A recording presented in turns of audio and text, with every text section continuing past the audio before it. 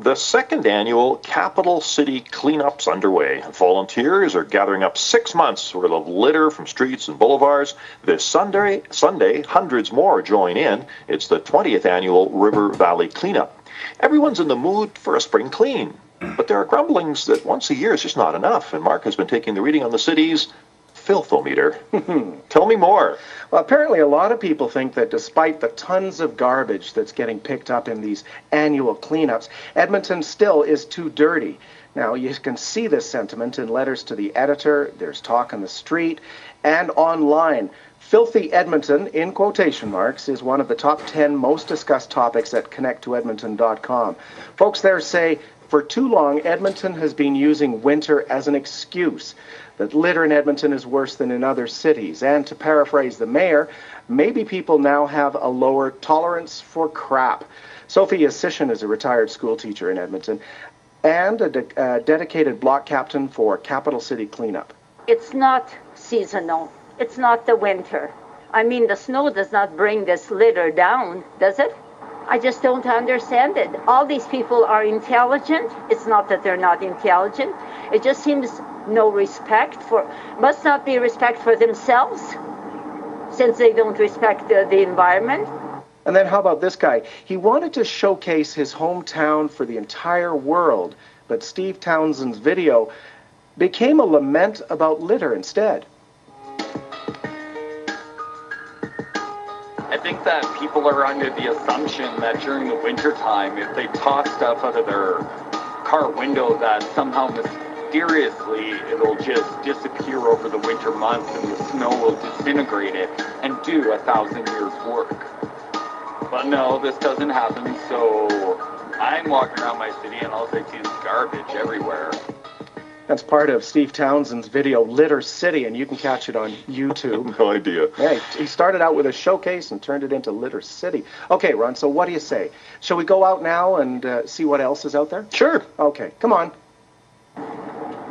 Outside the main branch of Edmonton's public library, well, the litter is blowing around. Their barrels are overflowing. There's waste paper, old newspapers, coffee cups, cigarette butts by the thousand. Let's find out what people think of what they see. This time of year, it's a dirty city. Well, I'm from Toronto, so compared to Toronto, it's more litter, definitely, than Toronto. Okay, this is Jasper Avenue. There's a bench here on the side, north side of Jasper Avenue. And down there beside the bench is a red blob about the size of a dinner plate and about 3 inches high. It may have been liquid at some time. It's now solid.